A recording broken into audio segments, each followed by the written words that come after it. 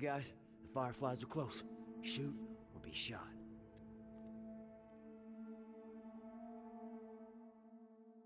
Hello everyone, TLOU Strategist here with my first Fireside chat video. So in this video I'm going to give you one tip and one tip only, and it's this, for bow users. You can shoot all of your arrows into a wooden object, a wall, a box, whatever, and then hit a box near you, take those 3 arrows, and then go back to that wall and pull all those arrows out. It's simple, it's easy, and it's no hassles. So let me start out by saying that this video is completely, and I mean completely different from anything else that I've done. I think it'll actually be quite divisive. People will either love it or they'll hate it. And you know what? That's okay, as I anticipate this type of video will probably be very few and far between. So the first thing I'd like to discuss is how I got into The Last of Us. I think it's pretty atypical. It might be interesting to hear. So here it goes. So let's flash back to September of 2015. My PS2 had finally died. Yes, a PS2. It had finally died about a month or so prior. And I found myself in a store that I rarely ever visit, Best Buy. And I don't remember exactly what I was looking for, but it was like really small. It was like a USB memory stick or something like that. And while I was in the store, I came across the PS3 consoles, and they were massively on sale. Like they were basically like somewhere between $100 and $120. I remember that years and years way before this, I had purchased BioShock, yes, the original one, for my brother, and I was intrigued with that game. So long story short, I ended up buying that PS3 console that day, and I went online and I bought BioShock Infinite, which came with a copy of the original BioShock. It was brand new. It was like $12 online, so that was also super cheap. And I played that original BioShock disc and in its entirety and unlocked just about everything. I just unlocked the whole thing. I just really loved that game. I thought it was a great game with a great story. So after finishing BioShock, I was talking to a work buddy about it. He mentioned a game that he was really enjoying called The Last of Us. I had recognized the name and the imagery from the back of the console box that I had bought, but I didn't really think anything of it at the time. Zombies aren't usually my thing. I mean, I'm not opposed to them, but I usually have more interest in real-world scenarios. I was interested in the fact that it took place in a post-apocalyptic environment. I'm very into post-apocalyptic books. If you've ever read The Road, it's by Cormac McCarthy. It's a pretty damn good book. The relationship between the father and the son is incredibly tender and just amazing considering the environment that they're in. So yeah, if you ever read that book or checked out the movie, it's well worth it. But there's actually a book that I even liked even more than that one, and it's called The Dog Stars by Peter Heller, I believe his name is. And it's a great little story about a guy, once again in a post-apocalyptic situation, living in a hangar with his dog, his trusty dog. And he kind of shares the hangar with this kind of like military gun nut. And they're completely opposites, but I don't want to give too much of the story away because I really think it'd be great if you read it. It's just a really wonderful book. So yeah, The Dog Stars. Maybe I'll talk about some other books another time. And you know what? It's not just post-apocalyptic books that I like. It's movies, obviously video games, stories. There's something to it. And what I think it is it's this. In that kind of environment, life is really distilled down to what is most important. You find out what people are truly capable of, both good and bad. And as the game Last of Us really shows, you don't really have people that are just good or just bad.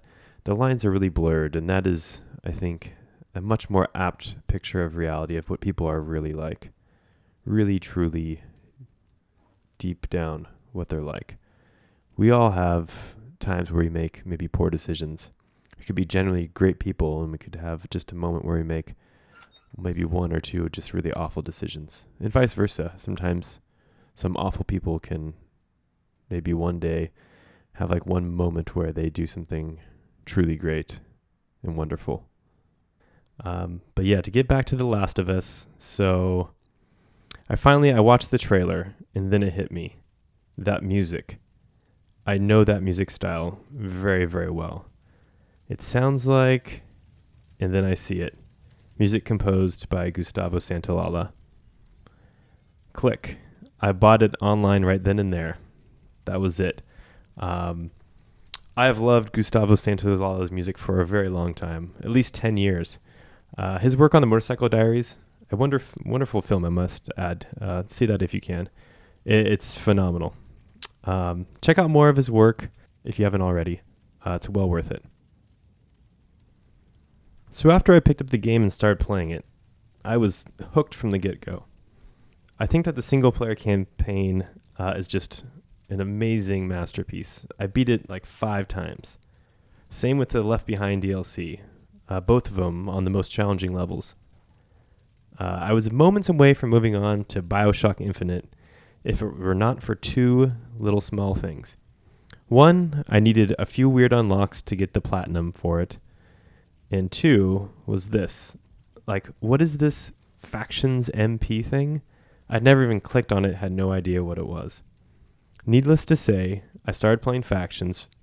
I got the platinum right away, and I haven't moved on from Factions since.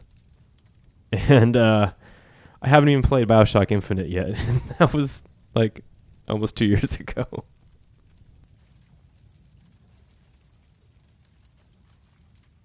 So now I want to talk about something just totally different. The word entropy. What is entropy? So if you break it down, En in English means inside, the root word of it. And then tropy from Greek means transformation. So basically inside transformation. You can also explain it basically that it's an idea that everything moves from order to disorder. It's kind of like the movement that causes that, from order to disorder.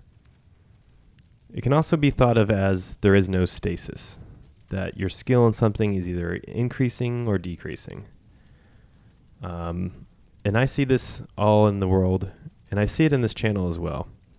The more videos I create, and the more time I spend producing videos, the better my video production skills get and quality of the videos go up. However, this comes with an inverse cost. The better I get at making and producing videos, the less time I spend actually playing The Last of Us, and thus my in-game skills start declining. Finding an appropriate, comfortable, and effective rhythm and balance of video production and game research, what I basically call playing the game, is I found critical for me to have continued success on this channel. Thus, my time needs to be managed accordingly. Let's talk about time for a moment. Your time is your own. I want to reiterate that point. Your time is your own. What you decide to do with your time is yours and yours alone. Blame no one else for how you choose to spend your time. The choice and responsibility lies with you. You are exactly where you are in your life because of the decisions you made. Not others, you. If you took others' advice and things went to hell, well, you chose to accept that advice. The choice and responsibility lies with you. This sounds daunting and kind of scary at first, but you know what? It's very powerful. It is this. Others will not bring improvement or change to your life. It is through you and only you that this growth will occur. You are a powerful, sovereign individual. Never forget that. And by sovereign individual, I don't mean that you need to go off and seclude yourself from the world, although that may be helpful at times. It's more that you operate as a badass lone wolf with the accompanying skills. And as a badass lone wolf, you're able to take care of yourself and watch your own back. And then, as you grow and move on from there, you're able to reach out to other lone wolves and form a sort of pack or tribe. And this tribe will be incredibly strong, as these lone wolves are capable of not only watching their own backs, but the backs of their other pack mates. This is how strong communities form organically. If you want a strong community, family, pack, tribe, clan, whatever, get yourself strong and continue to grow, and then encourage those around you to do the same. And I feel I should say a word about this map, Hometown. I kind of wonder if any of you have been thinking why I chose this map, Hometown. I think it's actually extremely fitting. Hometown is the very first scene of The Last of Us. It is basically Joel's origin story.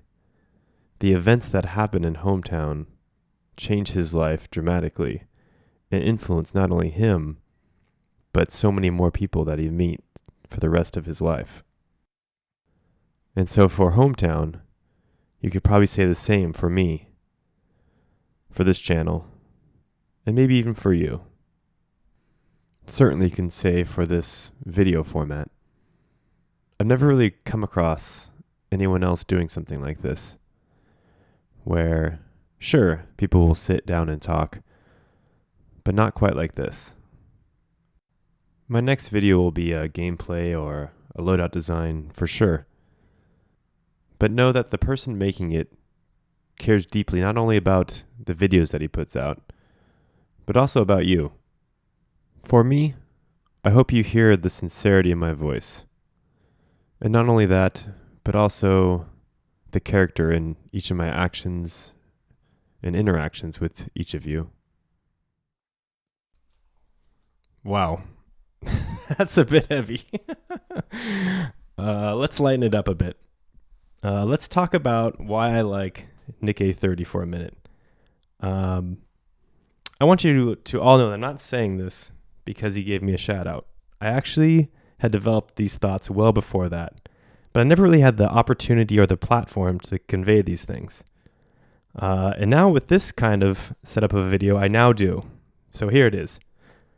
Nick is a very positive and energetic guy, and that positive energy rubs off on other people in amazing ways. Pun intended, amazing. People have personalities or moods that they default to, and Nick's is a positive one, which is both wonderful and increasingly rare in the world today. Having a negative, bitter, or extremely pessimistic default personality can kind of be like shooting yourself in the foot with the purchasable shotgun. Bad things can happen to you because you're almost looking for them or expecting them to happen. Now, I'm not saying avoid negative things completely. You would be missing out on half of the world and many, many learning opportunities. Observe and learn from the negative, but don't dwell there. It is not a good place to be. Here's the other thing I really like about Nick. His time is his own. He chose the path to leave school and pursue his passion of full-time YouTube. He can always go to school at a later time, or start up an apprenticeship to become a psychologist, a doctor, a mechanic, chef, ninja, whatever he feels like it's best to pursue at that period in his life. Right now, for him, it's full-time YouTube. And you know what? I applaud his bravery and confidence to grab a hold of his own time and choose an unconventional path. He is well on his way to becoming a strong, sovereign individual. A badass lone wolf, we might say. And you know what? We should all seek that to grow ourselves. Our character, emotional intelligence, understanding of the world at large, all of it. So, I just want to say thank you for sharing your time with me today. I sincerely hope that maybe you learned or gained something from this video, even if the only thing that you gained was maybe 15 minutes of relaxation. And I hope to see all of you in the next one, if this one wasn't too strange and weird for any of you. Please feel free to comment anything below. I'd be happy to answer any of these things. And yeah, just enjoy the rest of your day. Cheers. coming back no more.